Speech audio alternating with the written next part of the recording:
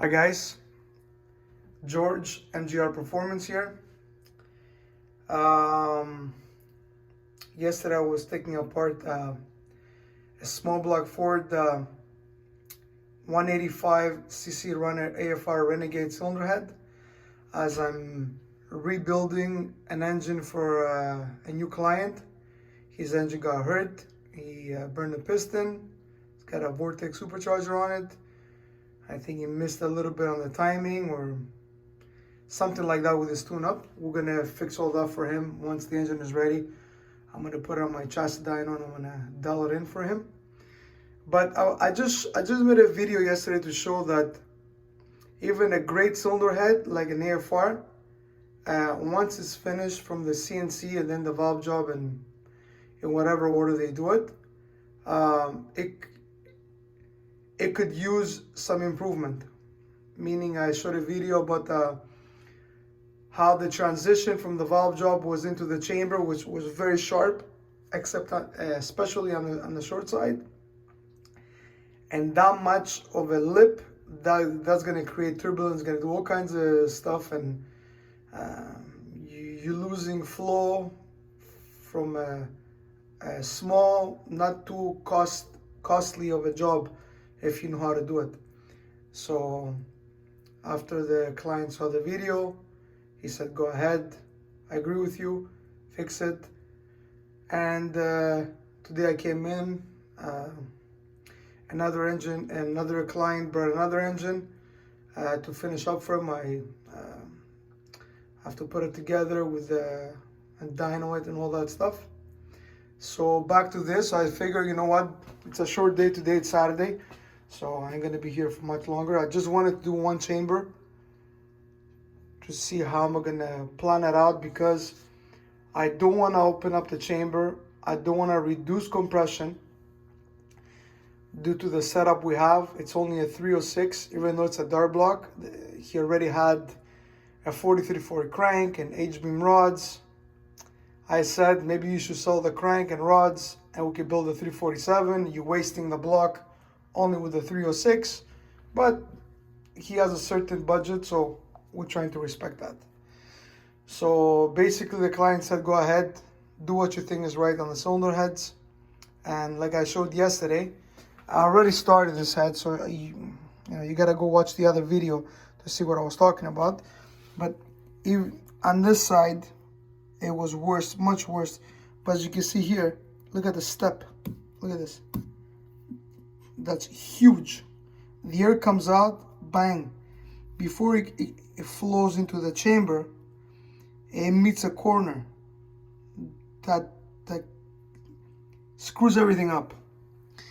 It's less bad on the exhaust side because the piston pushes the exhaust fumes out, but still the transition is not good. So we're going to take care of that. Also, as I said on my previous video, this is a Renegade 58cc chamber, 185 runner, I believe, which, let me just explain something. 95%, if not 100% of the cylinder heads out there that they get created, the program for to do the CNC, it's all in mind to make good power, naturally aspirated, and to have an efficient chamber. So therefore, with less fuel, it makes the most power. That's when the cylinder head has the proper chamber and it pushes the fuel in a certain place so the burn rate is correct. A chamber is very important. Placement of the spark plug, the way everything comes in, the fuel, the way it flows into the chamber, and where it ends up and how it gets burnt. It's huge when it comes to naturally aspirated. So you want something that's efficient, you want something that it's gonna, the burn rate is gonna be great. So meaning, let's say this cylinder head, being a 58cc chamber, and the way the quencher was placed here, and the way the hard shape of the chamber and everything. For example, if this cylinder head was on a 408 cubic inch, with a proper camshaft pump gas is that probably run 28 degrees of timing to 30 degrees of timing at best power, okay? Which is not much timing considering it's a 20-degree cylinder head, right? It's not a 15 degree or 11 degree, but even though it's a conventional 20-degree cylinder head, due to the shape of the chamber, it's going to be good, very efficient, okay? Had this been some old cylinder head that the spark plug it's far away where it needs to be and the shape of the chamber is not correct, maybe that engine would have needed 36 degrees of timing for his peak horsepower to make the best power at 36. Even though it would have made a lot less power than the cylinder head, it still would have needed a lot more timing due to the cylinder head itself being inefficient, the chamber being inefficient.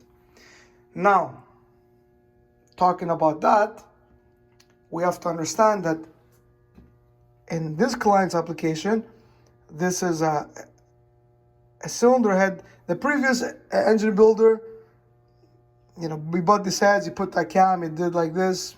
There was not much thought into it. Just a cookie cutter build. You understand? This camshaft from ComCam, this head's from AFR, this piston's like this, and out you go, right? But the difference between a cookie cutter build and a properly thought engine build, even being a 306 or a 347, the moment you mention boost, it's not just a camshaft. There's a lot of things. There's a lot of work that goes into cylinder heads. So this cylinder head, the main purpose when it was designed to run best power naturally aspirated. Keep the chamber small, 8mm valves, perfect velocity, not too big of a port that flows quite, very well. Good exhaust port, all that. So the difference now, the way I do things is that this client hurt the piston, right? Well, why did it hurt the piston? Okay, he hurt one piston. And obviously, it's a corner because the small block Fords, that's when they end up leaning out due to the intake manifold design and all that stuff. They tend to, if you're going to hurt something, you're going to end up one of the corners. It's going to be hurt. So this is why when we do racing stuff and big nitrous motors and stuff like that, don't be surprised if one of my customers has different jetting on a fogger in the corners. If the timing, individual timing, it has maybe a couple of degrees less on this corner and that corner. So forget about that. Going back to this, the way I showed yesterday, there was a lot of sharp, forget only the flow. It's only that the sharpness of everything, even here, right in the middle, was super sharp and all that stuff. All that is going to create pre-ignition. So having a fast burning chamber, a 58cc naturally aspirated design chamber, and you had a 40 thou gasket and the piston is almost 0 deck, so the quench is 42, 43 thou, which is fine. I do my stuff a little bit different, but besides the point. This didn't help why the engine got hurt, because if you see here, it's like a razor blade. I can literally cut if I go like this, I'm gonna slice my finger right up. So this gets hot. This creates detonation. This fast burning chamber, etc., etc.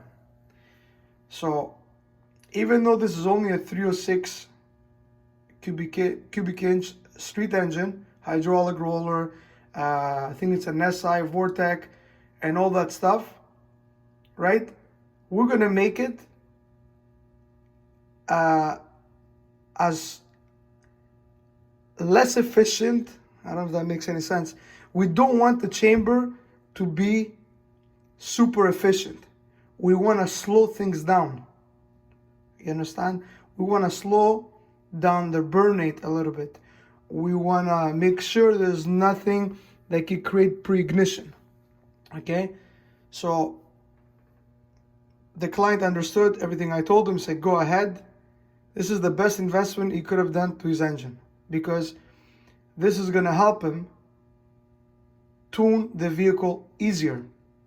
Okay, so I'm just going to show you a bit what I did to the chamber, but you have to go see the other video to see what was wrong with the way the cylinder heads come out of the box, right? Which is, listen, it's a great cylinder head. I'm not saying anything bad. It's just a CNC does the porting and then the valve job, and then there's, you know, it needs a hand to finish it, to make it perfect. You know what I mean? And it's not only about flow numbers. We're talking about other stuff right now. We're talking about not hurting an engine and making things right. You see? Let me just put some, give me a second.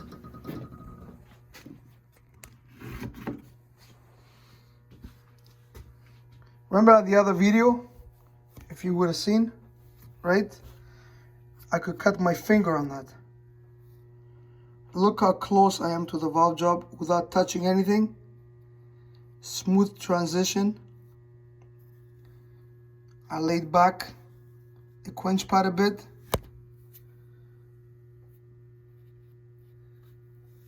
This is the way this cylinder head was when the person that designed, I think is Momo, it could be, I believe that's who was designing the cylinders back in the day for AFR. I could be wrong, but I think it's Tony Momo or something like that.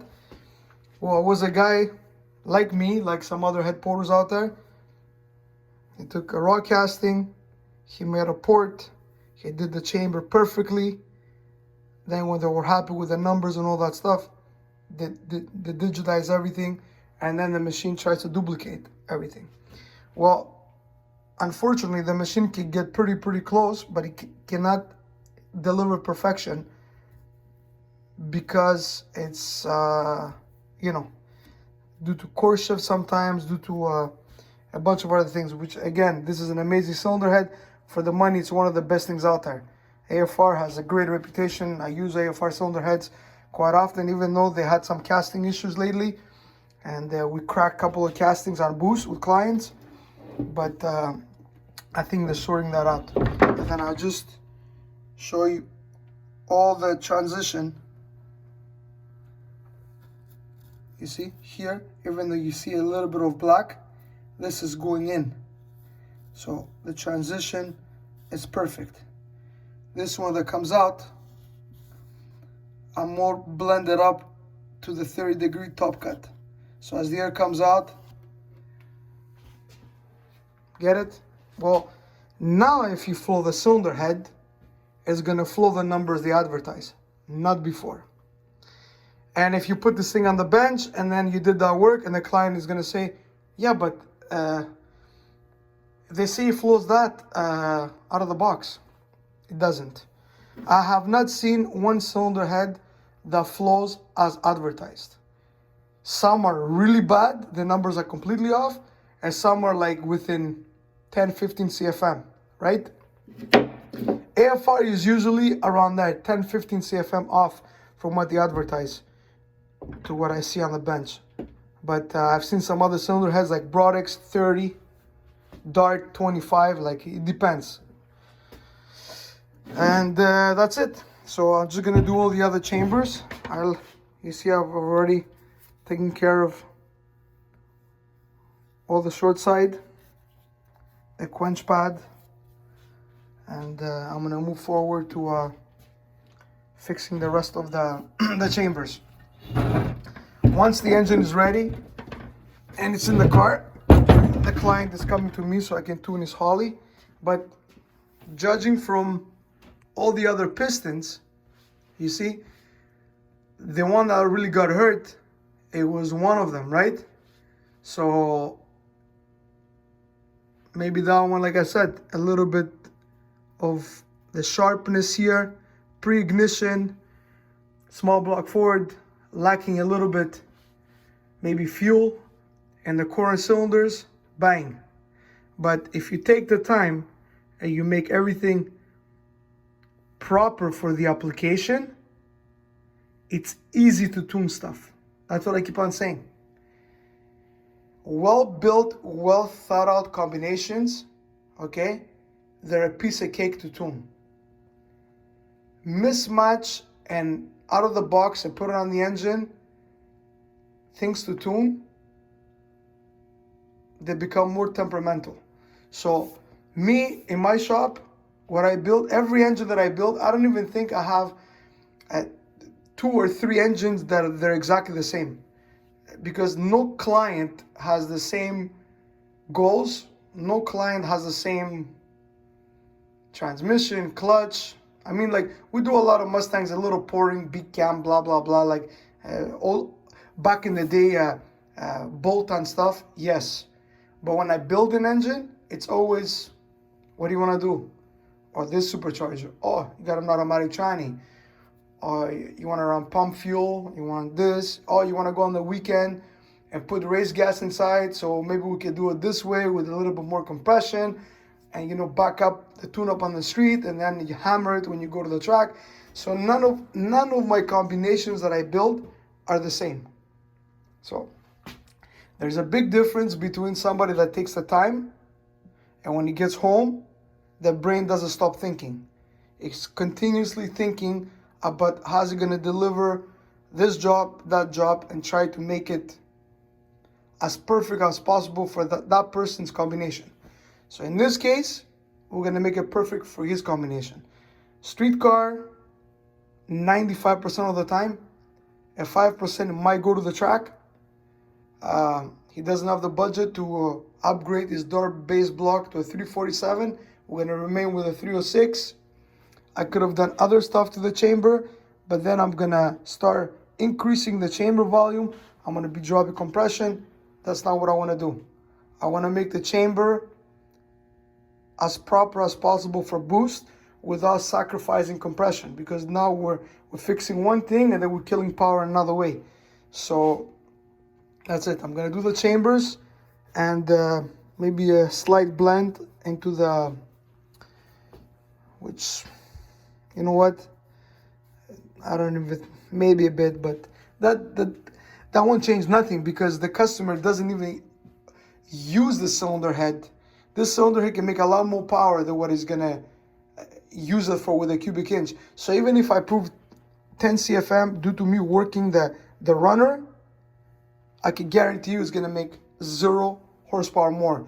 But what I did right now, this is gonna make a lot more power and make it a lot easier to tune compared to start touching the runner and all that stuff. AFR knows what they're doing. The runner is good.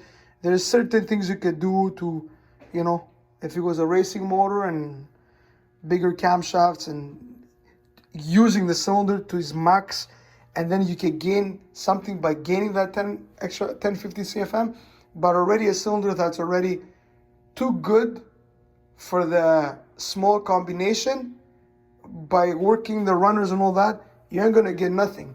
But when you have things creating pre-detonation and all this craziness into the valve job, that kills flow. It's loss of power everywhere. And not being able to put the proper timing into the motor, that's a big power loss also. So not every engine gets built the same, especially with me. I don't have 2 engines that I build the same with the same cams. I don't open a book that I did something 5 years ago and I'm repeating the same thing 5 years later. That means I never evolved. That means I never move forward. If I'm doing the same thing I was doing 5 years ago, that means I'm not moving with times. Yes, sometimes something you did 5 years ago, it's still great today, but you know, you gotta move forward. And that's it. So it's looking good. It's gonna work great.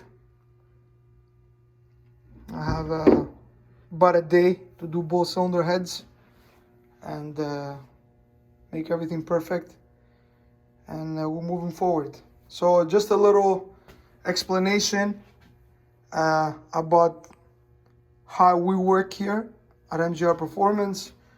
We try to build individual combinations for each client. Some people can't understand that because they go online and they read this guy and that guy, and this guy's talking, this guy's saying, and this and that and the next thing. But the matter of the fact is that, yes, you can just buy the head, put it on, put the cam in, it's gonna run. Well, the difference now, if this combination came to my dyno and I start seeing that the spark plugs can't take any more timing, and we did 450 at the wheels at 10 pounds of boost, it ends there. But if what I did right now, we make an extra 15 horsepower on the engine, we're gonna make an extra 30 horsepower on boost, and if I'm able to reach the timing that this engine need 2 degrees later, because the chamber, it's less prone to detonation compared to before, we could potentially be a 500 wheel horsepower instead of 450 wheel horsepower. So it's a big gain. You know what I mean? That's what people don't understand. Whatever you gain naturally aspirated, you can double it, triple on boost. And especially if you make the engine more proper for boost, and you can squeeze the timing into without hurting stuff, you're gonna make a lot more power. So I'll just give you guys a shop tour a little bit what's going on. This is for a 306. This is for 6.2 turbo combination. This is an E7 cylinder head. I'm building a little engine with a 357 cubic inch. I put a lot of work on the cylinder heads. Don't ask, I'm not gonna do it again. I just, whatever. Call it like a little bucket list thing. You know what I mean? Sometimes I like to do stuff out of the ordinary just because. And see, this is the engine that the cylinder heads, the block is not machined yet. That's why it's not covered, because we have to machine it another 10 thoughts, 20 over, we're gonna go to 30 over. This engine is ready for delivery. Another 6.2 Corvette engine. That engine is ready for delivery. 394 cubic inch Windsor for a turbo combination. It's for a friend of mine. That's another Hot Rod Series LS 5.7. That's a 6.2 block. We're gonna put Darton sleeves into it for boost, and a couple of engines that I built. They are for sale at 360 horsepower, 360 pounds of torque, 306 with a C9 351 cylinder heads. And this is another good piece, a 306 cubic inch that I built with my hand-ported Eldebrock RPM cylinder heads, Parker intake. It did 480 horsepower, 406 pounds of torque on pump fuel with only 306 cubic inches. That's another engine waiting to get installed. Spring is around the corner. There's a couple of other stuff. And this is my personal little engine that's going in the Green Mustang with a single 88 millimeter turbo, 394 cubic inch, did 630 horsepower, 550 pounds of torque on pump fuel with a camshaft that's under 240 degrees duration. That's pretty amazing, the numbers that it did with a 243 casting that I ported. I did a really good job on those cylinder heads.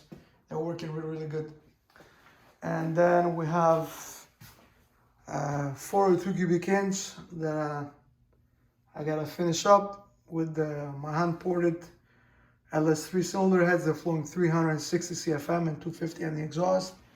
Got a big block nitrous motor that is going to be competing in Easy Street up in Ontario. We have a lot of clients from Ontario. We have a lot of clients from Sherbrooke. We have clients from Quebec. And that's just some pictures of us racing a few years back. That car was running 470, I think it was running 478, either 481 or 478 back 4 years ago. No wheelie bars. I believe that day at the picture right there, we ran 6 passes back to back, 482. 482 with a 2, 482 with a 3. We ran 6 passes back to back. We ended up being in the finals, and then it rained out. There was nobody catching us that day. The car was dead on kill. It was a 572 cubic inch with a single fogger. And that's another customer, Chris, small block Ford turbo car. That car ran the same numbers as that car, believe it or not. It was a 383 cubic inch with a 94 mil. That's my car back then, the same day. I have kind of stepped away a bit from the... put this straight. Oh, it's not straight. I gotta fix it. I hate it when something is crooked. I gotta fix it. The OCD is kicking in. So, yeah, I kind of... and that was last year, 632 cubic inch with the cross plate. Actually, I took 2 plates and I crossed them. Fuel injection, Holley FI, car running the force. Never got a good pass out of it. I needed to work on the suspension where I got all the double Viking socks and all that to put radials, but there was a client that wanted the engine, so I sold it. So I decided to put a turbo setup next year. I always keep on changing. People that know me, I've already done like all the Pro Charger setups, all the nitrous setups. I've done everything in my car. I've done maybe 12, 14 different combinations. Just because, not because I'm trying to go faster, it's because I just like to do different things, learn, experience, improve, see what everything likes, different porting, see how that reacts, different quench, different compression, different fuels. It's a non-stop learning curve what we do. You know what I mean? Knowing that you know everything, it's pretty dumb, because like even when you start thinking you know enough, you're so far behind that you just gotta keep on working at it. That's it. It's a never-ending learning curve what we do. And this is 306 cubic inch with the on-3 turbo kit waiting to get installed. And we got some other engines on the other side that we have to finish. Big block Chevy, small block Fords, a bunch of stuff there. But that's a video for another day. So, guys, have a good day. George from MGL Performance. I have been slacking a bit doing videos on YouTube because I've been very busy at the shop, and today I came in, the client, it's there actually, he brought me his engine to finish it up. So that's it. I said, you know what, I'm gonna make a little video, show what I did with the cylinder heads, the video that I posted yesterday. Sorry, I just dirtied my screen. Sorry about that. And that's it. Wash my hands and time to get out of here. Have a great day. It's Saturday. Have a good weekend. And if you guys want a well-built engine, or you want to tune your car, you're not too far from Laval, Quebec, hit us up. Phone number 514-585-4332. My name is George. I'm the owner, engine builder. And we do other stuff as well. We have a chassis dyno in-house. Here. We have a chassis dyno in-house. Now it's like minus 20 outside. This is my race car, which I gotta start putting together. And yeah, I gotta cover the engine up. I just left it like that because I gotta put oil in the cylinders. It was just dropped off. It was just dropped off to me over here. So I just oiled the cylinders a bit. It was a bit dirty inside. I cleaned it up, I oiled the cylinders. I'm gonna cover up, put on a stand, and then I'm on my way. So if you guys need anything done to your engine or vehicle, hit us up, MGR Performance. I like to think we do great work. We always try to deliver as good as possible, as humanly possible. We check everything. We dyno test all of our stuff before we give it away. Before we deliver it to a client, make sure the oil pressure is proper, make sure the horsepower is there. Every single engine that gets delivered from here gets dyno tested. But in some cases, people don't want to spend the money, or I don't know what the case is. It's their choice, not mine. I like to always show my work and to show what you paid for. But sometimes people, it's an extra so much and they don't want to spend it. I understand. I'm not the one that's decides that. That's up to them. I always suggest that we need to dyno test before I give you the engine, because once the engine goes into the car and then God forbid there's something, or the guy that's installing it does something that nobody knows, or they run the motor without Prestone, or I don't know what, anything can happen once the engine leaves the shop. You know what I mean? This is why we dyno test every single combination before we give it to a client. That way, before I lift my hands, here's your dyno sheets, here's your oil pressure, here's everything. That's it. You cannot do 10 dyno pulls, 12 dyno pulls, and the 13th the engine is going to break. There's signs, there's things that happen in between. Drop of oil pressure, loss of power, something. You can't do 10 dyno pulls and the engine is making same horsepower, same oil pressure, and then it goes in the car and there's a problem. It doesn't work like that. So have a great day. George from MGR Performance. That was a long video. I had the time to do it. Next time I'm going to give you guys a little bit more tech on other things. Maybe when it comes to tuning cars with a Holly and stuff like that, I can make some simple videos. But besides that, have a good day. Thanks for watching. And if you want to encourage me to make a little bit more videos, I would appreciate subscribing, hit a like. Thank you very much. Take care.